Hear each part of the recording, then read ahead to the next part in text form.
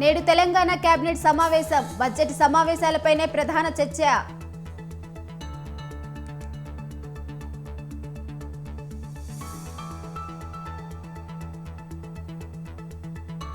నేడు జనసేనలోకి YCP MP Balashowry. Party కండువా కప్పి ఆహ్వానించనున్న పవన్.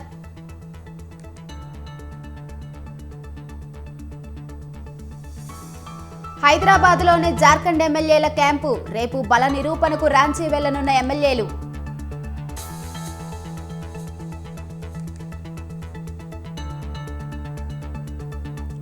నేడు సాయంత్రం టీడీఎల్పీ సమావేశం. చంద్రబాబు అధ్యక్షతన సాయంత్రం భేటీ.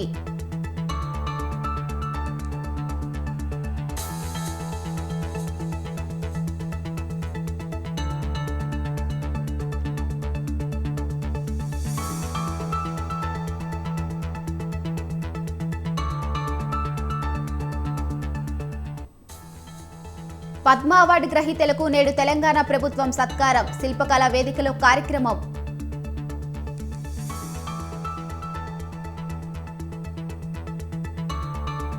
తిరుమలలో నేడు రెండో రోజు ధార్మిక సదస్సు. పాల్గొననున్న పీఠాధిపతులు, మఠాధిపతులు.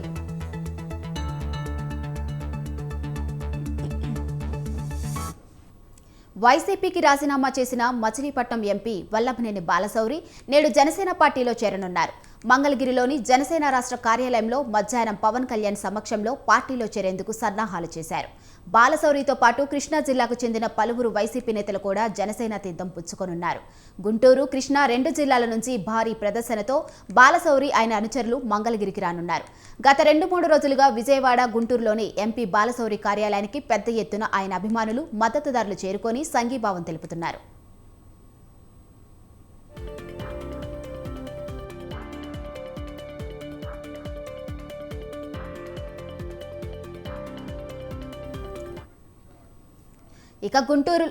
ఇక గుంటూరులోని ఎంపీ ఇంటి నుంచి మధ్యాహ్నం 3 గంటలకు ర్యాలీగా బయలుదేరి కాజా టోల్ గేట్ వరకు చేరుకుంటారు.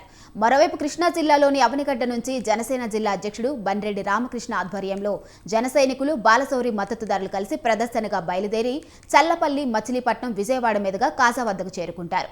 అక్కడి నుంచి అంతా కలిసి జనసేన కార్యాలయానికి వెళ్లేలా రూట్ మ్యాప్ సిద్ధం చేశారు.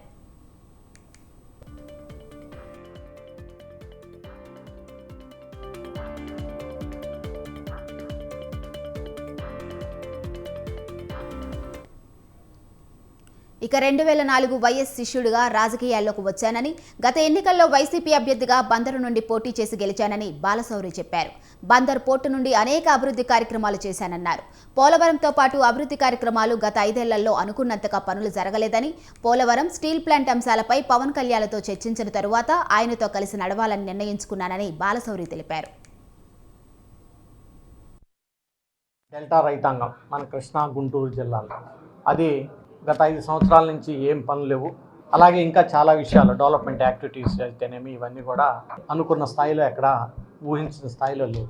తర్వాత పవన్ కళ్యాణ్ గారిని నేను కలిసి వారితో మాట్లాడిన తర్వాత ఆయనకి పోలవరం ప్రాజెక్టు విషయంలో అయితేనేమి, అలాగే స్టీల్ ప్లాంట్కి ప్రైవేటీకరణ చేయకుండా ఆపాలనేటువంటి విషయంలో అయితేనేమి, మిగిలినటువంటి అన్ని డెవలప్మెంట్ యాక్టివిటీస్లో ఆయనతో కూర్చొని మాట్లాడిన తర్వాత నేను ఆయనతోటి కలిసి ప్రయాణం చేయాలని చెప్పేసి నిర్ణయించుకొని గత నెల 13వ తారీఖు వైఎస్ఆర్ కాంగ్రెస్ పార్టీకి రిజైన్ చేసి, ఆ రోజే నేను జనసేన పార్టీలో పవన్ కళ్యాణ్ గారి యొక్క అధ్యక్షతన ఈ పార్టీలో చేరబోతున్నాననేటువంటి విషయాన్ని కూడా ఆ రోజే నేను తెలియపరిచాను. పోలవరం ప్రాజెక్ట్ అనేది చాలా కీలకం. డెల్టా రైతాంగం మన కృష్ణా, గుంటూరు జిల్లాలో అది గత 5 సంవత్సరాల నుంచి ఏం పనులు లేవు. అలాగే ఇంకా చాలా విషయాలు, డెవలప్మెంట్ యాక్టివిటీస్ అయితేనేమి, ఇవన్నీ కూడా. ఇవాళ ముఖ్యమంత్రి రేవంత్ రెడ్డి అధ్యక్షతన మంత్రిమండలి సమావేశం కానుంది. బడ్జెట్ సమావేశాలపై కేబినెట్ చర్చించనుంది. 8వ తేదీ నుంచి అసెంబ్లీ బడ్జెట్ సమావేశాలు నిర్వహించే అవకాశం ఉన్నట్లు సమాచారం. ఈ నేపథ్యంలో కేబినెట్ కీలక నిర్ణయాలు తీసుకోనుంది.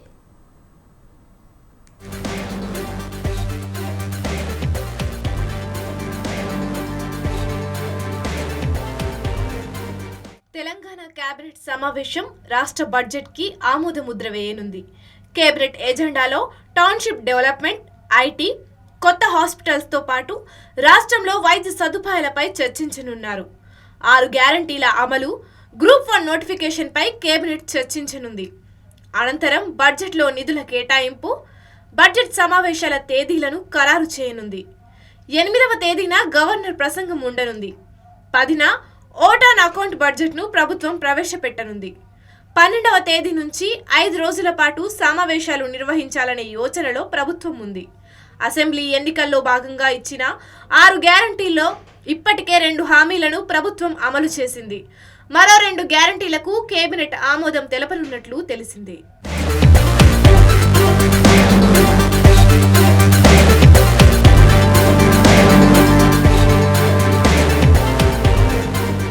తెలంగాణలో నిధుల కేటాయింపుపై ఆసక్తి నెలకొంది. కొత్త ప్రభుత్వం కావడంతో ఏ శాఖకి ఎంత నిధులు కేటాయించనున్నారు, ఏ వర్గానికి ఎక్కువ నిధులు కేటాయిస్తారనే దానిపై ఆసక్తి నెలకొంది. కొత్త ప్రభుత్వంలో ఇచ్చిన హామీలను పూర్తి స్థాయిలో అమలు చేయాలని రాష్ట్ర ప్రభుత్వం భావిస్తోంది.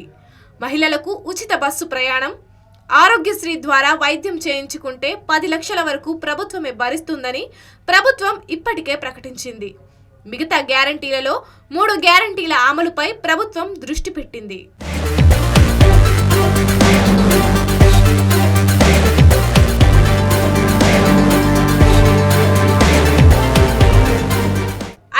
రూపాయలకు గ్యాస్ సిలిండర్, 200 యూనిట్ల వరకు ఉచిత విద్యుత్, ఇందిరమ్మ ఇల్లు కట్టిస్తామని ప్రభుత్వం ఇప్పటికే ప్రకటించింది. ఈ 3 గ్యారంటీల అమలుపై ప్రభుత్వం దృష్టి పెట్టింది. 3ంటిలో 2 అమలు కోసం ఈ బడ్జెట్ సమావేశాల్లో ప్రత్యేక నిధులు కేటాయించాలని భావిస్తోంది. వాటికి ఎన్ని నిధులు అవసరమవుతాయనే దానిపై ప్రభుత్వం దృష్టి పెట్టింది. ఈ పథకాలకు ఎంతమంది అర్హులు ఉన్నారనే దానిపై లెక్కలు తీస్తోంది.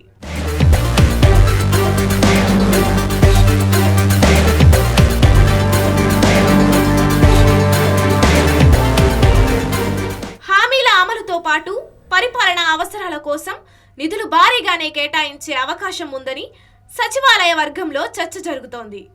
గతంలో ప్రభుత్వం ఆయా శాఖలకు కేటాయించిన వాటికంటే ఈసారి ఎక్కువగా కేటాయించే అవకాశం ఉంది. కొత్త ప్రభుత్వంలో మొదటి బడ్జెట్ సమావేశాలు కాబట్టి ఎన్ని నిధులు ఏ శాఖకు కేటాయించబోతున్నారు, వేటికి ప్రాధాన్యత ఇవ్వనున్నారు అనే దానిపై కేబినెట్ సమావేశంలో క్లారిటీ రానుంది.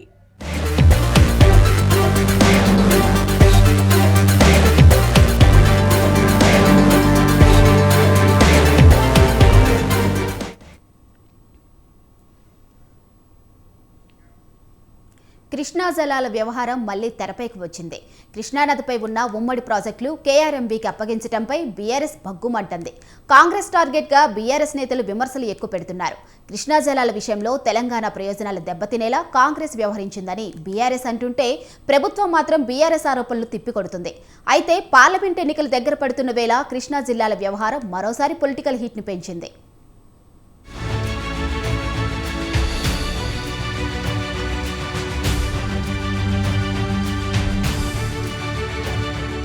కృష్ణానదిపై ఉన్న ఉమ్మడి ప్రాజెక్టులు కేఆర్ఎంబీకి అప్పగించడాన్ని ప్రతిపక్ష బీఆర్ఎస్ తీవ్రంగా తప్పుపట్టింది. కాంగ్రెస్ ప్రభుత్వానికి పరిపాలన చేతకాదని, ఇందుకు ఇదే ఉదాహరణ అని విమర్శించింది. ప్రభుత్వ నిర్ణయంతో రాష్ట్ర ప్రయోజనాలు దెబ్బతినే పరిస్థితి ఉందని బీఆర్ఎస్ నేతలు ఆరోపిస్తున్నారు. తెలంగాణ వాటా తేల్చకుండానే ప్రాజెక్టులను కేఆర్ఎంబీకి అప్పగించడం ఏంటని బీఆర్ఎస్ వర్కింగ్ ప్రెసిడెంట్ కేటీఆర్ ప్రశ్నించారు. భవిష్యత్తులో ఏ ప్రాజెక్టు కట్టాలన్నా, ప్రాజెక్టు నుంచి చుక్క నీరు తీసుకోవాలన్నా వారి అనుమతి తీసుకోవాల్సిన పరిస్థితి ఉంటుందన్నారు. ఈ విషయంలో సీఎం రేవంత్ రెడ్డి విఫలమయ్యారని ఆరోపించారు. ఇవాళ మీరు చూస్తున్నారు, కృష్ణా నది మన రాష్ట్రంలో ప్రవహిస్తుంది, గోదావరి నది ఇంకోవైపు, ఒకవైపు కృష్ణా నది. ఈ 2 జీవనదులే మన తెలంగాణలో రైతుకు ప్రాణాధారం.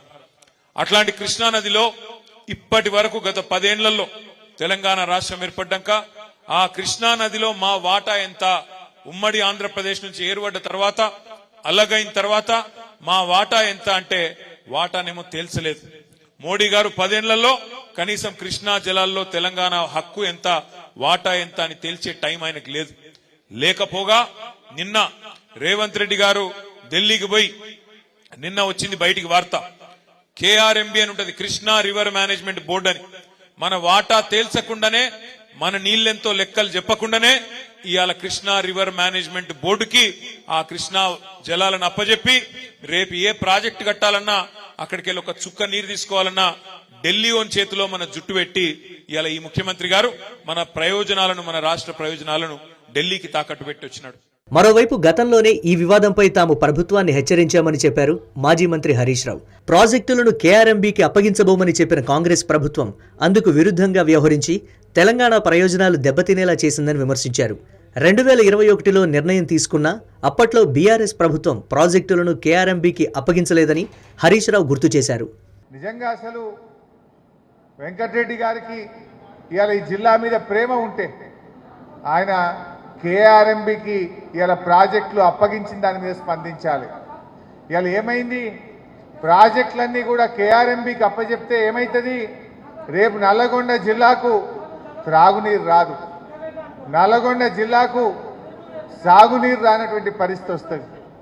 నీ ప్రాజెక్టే నీ చేతిలో లేకుండా పోతే, రేపు శ్రీశైలంలో జల విద్యుత్ ఉత్పత్తి జరగకపోతే సాగర్కు నీళ్ళు వస్తాయా?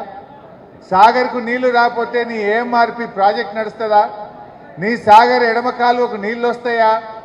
రేపు మనకు తాగునీరు దొరుకుతుందా? అసలు దాని మీద స్పందిస్తలేరు. 2021లో నిర్ణయం తీసుకున్న బీఆర్ఎస్ ప్రభుత్వం నాడు కేఆర్ఎంబీకి ప్రాజెక్టులు అప్పచెప్పలేదు. కానీ మీరు పైకేమో మేము అప్పచెప్పమన్నారు, లోపలనేమో సంతకాలు పెట్టి వస్తున్నారు. ఇవాళ నిన్న కేఆర్ఎంబీకి ప్రాజెక్టులు అప్పచెప్పిందంటే ఇది నల్లగొండ జిల్లా ప్రజలకు తీరని ద్రోహం జరుగుతూ ఉంది ఈరోజు. అయితే ఈ వివాదంపై తెలంగాణ ఇంజనీరింగ్ చీఫ్ మురళీధర్ మరోసారి వివరణ ఇచ్చారు. బీఆర్ఎస్ నేతలు చేస్తున్న విమర్శలను ఖండించారు ఆయన. మీడియాలో వచ్చిన విధంగా ప్రాజెక్టుల అప్పగింతకు తెలంగాణ ప్రభుత్వం ఒప్పుకోలేదని, అయినప్పటికీ 17 నాటి సమావేశం మినిట్స్లో తప్పుగా రికార్డ్ చేశారని మురళీధర్ చెప్పారు. ఈ నేపథ్యంలోనే కేంద్రానికి లేఖ రాశామని, బోర్డు సమావేశంలో ఇదే విషయాన్ని తెలిపామన్నారు. ట్రిబ్యునల్ అవార్డు ఖరారయ్యే వరకు ఇరు రాష్ట్రాలు 50-50 నిష్పత్తిలో జలాలను వినియోగించుకోవడం తదితర అంశాలపై కేంద్ర జలశక్తి శాఖకు లేఖ రాసి కేఆర్ఎంబీకి అందించామని వివరించారు. అయితే విద్యుత్ ప్రాజెక్టులు మినహా మిగతా 10 ప్రాజెక్టుల అవుట్లెట్ల నిర్వహణ బాధ్యతను పూర్తిగా బోర్డే చూసుకుంటుందని చెప్పారు. చాలా తేడా ఉంది. వేరే రకమైన అర్థాలు వచ్చినట్టు ఇష్యూ చేసినారు. ఏదైతే నేను ఏది ఒప్పుకోలేదో దాన్ని ఒప్పుకున్నట్టు, దానికి ఒక నిర్దిష్ట కాలం ఇచ్చినట్టు దాన్ని చెప్పడం జరిగింది. అది తప్పు కరెక్ట్ గా ఉంది. ఆ తప్పు జరిగిన దానికి మళ్ళీ మన గవర్నమెంట్ తరఫున సెక్రటరీ గారు గవర్నమెంట్ ఆఫ్ ఇండియాకు మళ్ళీ లెటర్ రాయడం జరిగింది. దాంట్లో మన కండిషన్స్ పూర్తిగా మళ్ళీ పునరుద్ధరించారు. క్లియర్గా చెప్పారు. 50-50 ప్రకారం ముందు పోతాము, ఆపరేషన్ ప్రోటోకాల్ ప్రకారం అయినాకనే ముందు పోవడం. మొత్తానికి కృష్ణా జలాల వ్యవహారంపై మరోసారి అధికార ప్రతిపక్షాల మధ్య మాటల యుద్ధం జరిగింది. పార్లమెంట్ ఎన్నికలు దగ్గర పడుతున్న వేళ ఇది మరింత ముదిరే అవకాశం కనిపిస్తోంది.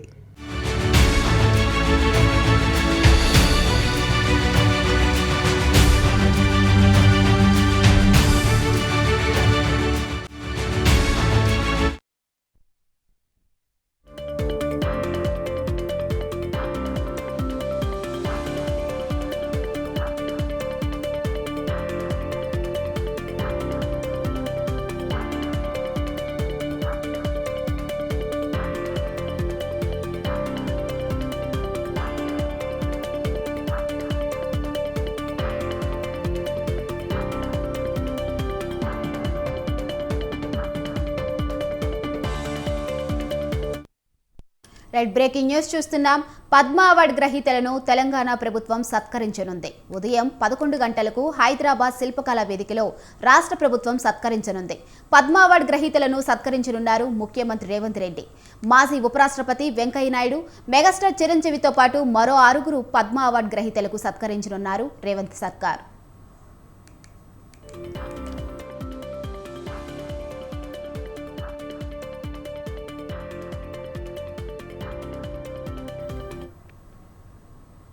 మాజీ ఉపరాష్ట్రపతి వెంకయ్య నాయుడు, మెగాస్టార్ చిరంజీవికి కేంద్రం పద్మ విభూషణ్ ప్రకటించింది.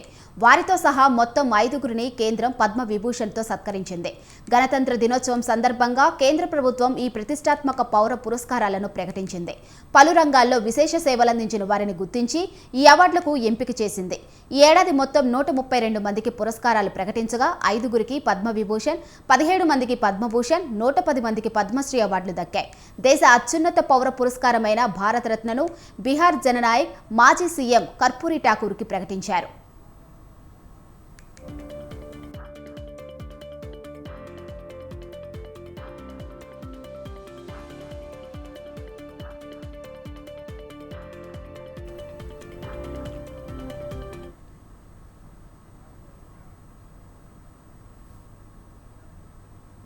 పద్మ విభూషణ్ పురస్కారానికి ఎంపికైన ప్రముఖ సినీ హీరో చిరంజీవికి ముఖ్యమంత్రి రేవంత్ రెడ్డి శుభాకాంక్షలు తెలిపారు. తనకు పురస్కారం ప్రకటించిన సందర్భంగా చిరంజీవి హైదరాబాద్లో విందు ఏర్పాటు చేశారు. దీనికి హాజరైన సీఎం మెగాస్టార్కు పుష్పగుచ్చం అందజేసి అభినందనలు తెలిపారు. చిరంజీవికి అవార్డు రావడం మనందరికీ గర్వకారణమని అన్నారు. సినీ హీరో రామ్ చరణ్ను ఆలింగనం చేసుకుని కొద్దిసేపు మాట్లాడారు. ఈ కార్యక్రమానికి కేంద్ర మంత్రి కిషన్ రెడ్డి, శాసనసభ స్పీకర్ ప్రసాద్ కుమార్, ఉప ముఖ్యమంత్రి బట్టి విక్రమార్క, మంత్రులు కోమటిరెడ్డి వెంకటరెడ్డి, ఉత్తమ్ కుమార్ రెడ్డి, శ్రీధర్ బాబు, మాజీ మంత్రి డీకే అరుణ, సినీ నిర్మాత టి సుబ్బరామరెడ్డి, పలువురు సినీ రాజకీయ ప్రముఖులు హాజరయ్యారు.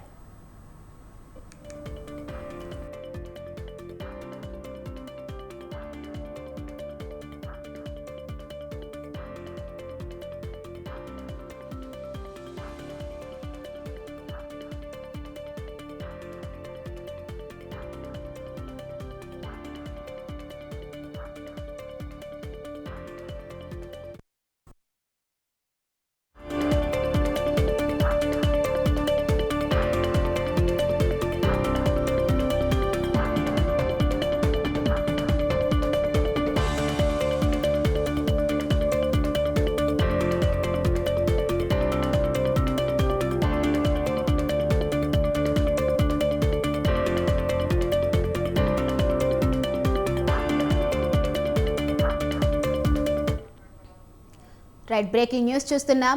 ఆదాయానికి మించిన ఆస్తుల కేసులో హెచ్ఎండిఏ మాజీ డైరెక్టర్ శివబాలకృష్ణను విచారిస్తున్న క్రమంలో కొత్త విషయాలు వెలుగులోకి వస్తున్నాయి. 4వ రోజు విచారణలో భాగంగా ఏసీబీ కీలక సమాచారం సేకరించింది. గతంలో రియల్ ఎస్టేట్ రెగ్యులేటరీ అథారిటీ కార్యదర్శిగా పనిచేసిన నేపథ్యంలో అతడి కార్యాలయంలో సోదాలు నిర్వహించింది. ఏసీబీ అధికారులు అతడిని వెంట తీసుకువెళ్లి కార్యాలయంలోని లాకర్లను తెరిచారు. ఈ క్రమంలో మరో 2 బినామీలకు సంబంధించిన సమాచారం లభ్యమైనట్లు తెలిసింది.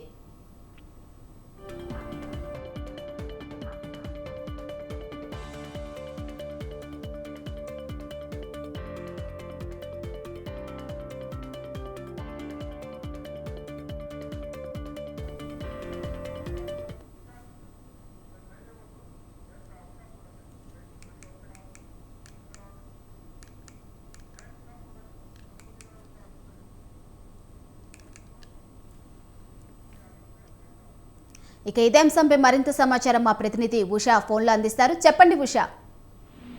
మాధురి, ఆదాయానికి మించి ఆస్తుల కేసులో హెచ్ఎండి మాజీ డైరెక్టర్ శివబాలకృష్ణను ఏసీబీ అధికారులు 4వ రోజు విచారించారు. 4వ రోజు విచారణలో భాగంగా తన సోదరుడైనటువంటి శివసునీల్ కుమార్ ను విచారించారు పోలీసులు. శివసునీల్ కుమార్ తో పాటు అతని భార్య పేరుతో ఉన్నటువంటి ఆస్తుల చిట్టా మొత్తాన్ని కూడా కనుగొనడం జరిగింది. ప్రస్తుతం చూసుకున్నట్టయితే 3వ రోజు లాకర్లన్నింటినీ కూడా ఓపెన్ చేపించినటువంటి ఏసీబీ అధికారులు లాకర్లలో నగదు, అలాగే విలువైనటువంటి పట్టు చీరలు, అలాగే బంగారంతో పాటు ఏదైతే నగదు భారీగా లభ్యమైనట్టు బినామీ ఆస్తులకు సంబంధించినటువంటి పత్రాలన్నీ కూడా ఈ లాకర్ లో ఉన్నట్టుగా గుర్తించారు ఏసీబీ అధికారులు. ఈ బినామీ అకౌంట్లకు సంబంధించి భారీగా ఏదైతే ఈ పత్రాలు ఏవైతే ఉన్నాయో వీటన్నిటికీ సంబంధించి అతన్ని అయితే దర్యాప్తు చేస్తున్నారు అధికారులు. నిన్న విచారణలో భాగంగా చూసుకున్నట్టయితే రియల్ ఎస్టేట్ వ్యాపారంలో పెట్టుబడులు చేసినటువంటి తన సోదరుడు ఎవరైతే ఉన్నారో శివసునీల్ కుమార్ ని విచారించారు.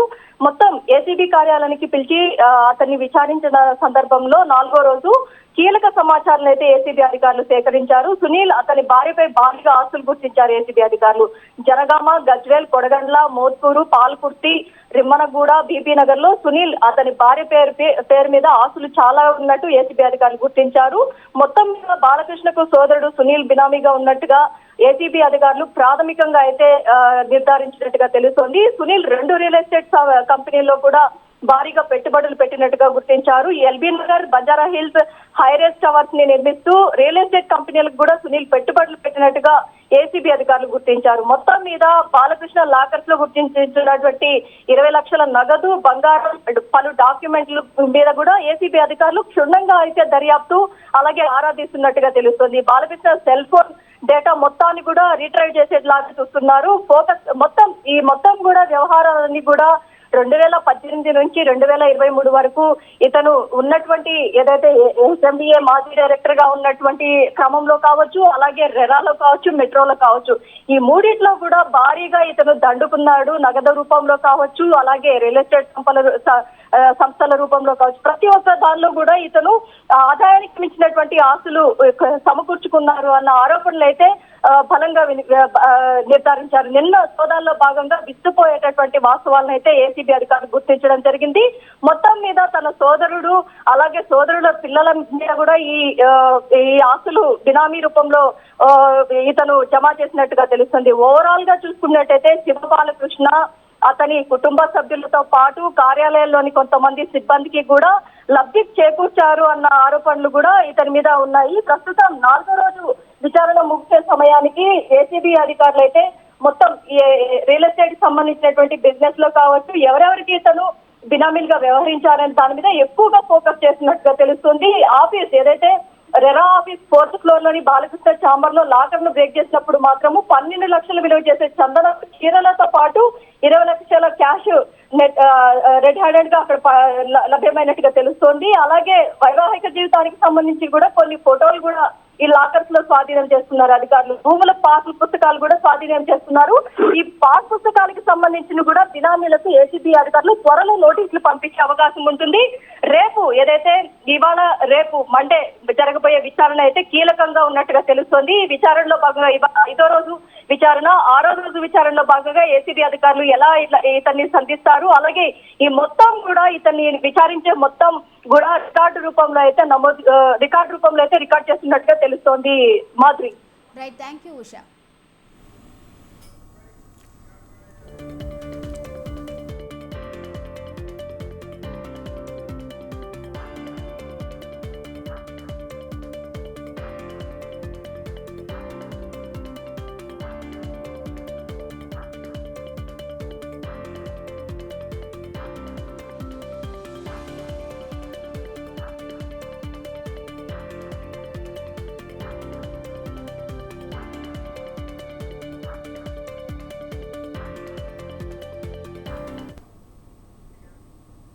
ఇవి బులెటిన్ అప్డేట్స్. చూస్తూనే ఉండండి స్వతంత్ర.